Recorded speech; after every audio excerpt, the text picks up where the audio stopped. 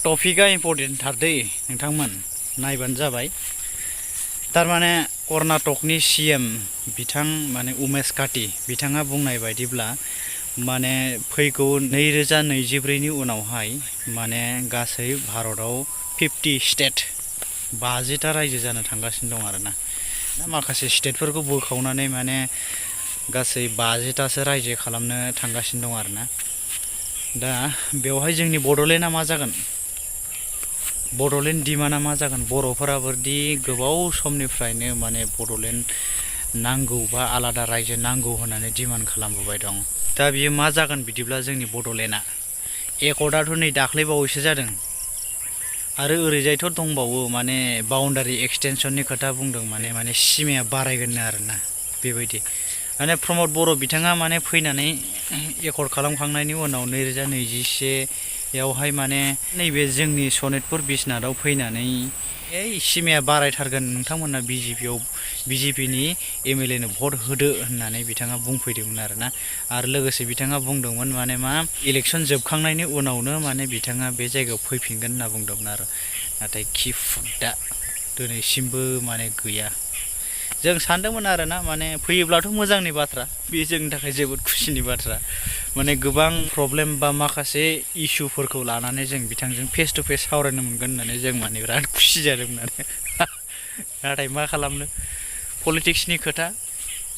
जों सानदोंमोन आरोना गोबां एमपि आरो एमएलए थांबाय, जेरै हाग्रामा महिलारिमोन बायदिखौ माने जों सासे जाम्बा सीएम होननानै जों सानदोंमोन आरो। बिटिसिनि सासे जाम्बा जकार सीएम नैबे जेबो रोङा, गावनि हारिनि न' सावजादोंब्लाबो गावथारजादोंब्लाबो हमजादोंब्लाबो माने जेबो बुंनो रोङा, जेबो आवाज होआ, बेबायदि सानदोंमोन आरो।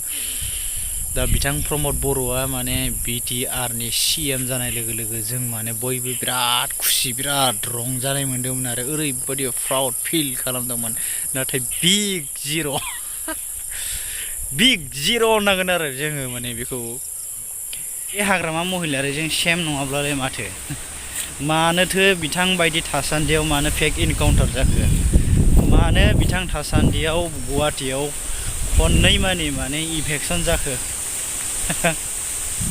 बिराद लासिंसिंनि बाथ्रालै। आरो बिथाङाल' नङा, गोबां एमएलएफोर दङ, एमपि दङ। है मा जागोनलै बेबायदिबालाय? बिथांमोन थासान्दियावबो जुदि बेबायदि बर'आ जुदि सेफ नङाब्ला मा जागोन? बिथां हाग्रामा महिलारिनि समावबो जों नुनो मोन्दोंमोन जे इभेकसन खालामजानाय बर' मानसिया, इनकाउन्टार खालामजानाय बर' मानसिया बेबायदिनो फेक इनकाउन्टार खालामजानाय, बुथारजानाय, हमजानाय, बुजानाय, न' सावजानाय बायदिसिना नुदोंमोन। बेनो आरोना गाइस, माने 2024आव अल इन्डियायावहाय निउ स्टेट जायोब्ला, 50 स्टेट जायोब्ला थारमाने बड'लेण्डआ मा जागोन बा बर'फोरनिया मा जागोन होनोब्ला बेनो आरो। माने 2024आव प्रमद बर' बिथाङा सारआ थारमाने सनितपुर बिसनाथआव भट बिनो फैगोन एमपिनि थाखाय। नोंथांमोननि सिमाया बारायथारनोसै इलेक्सन जोबबानो। नोंथांमोना जोंनि एलायन्स पार्टनार बिजेपिनि एमपिनो भट होदो, नोंथांमोननि सिमाया बारायसिगोन, बेखौ बुंफैगोन आरोना। दा बेखिनियानो आरो आपडेटआ।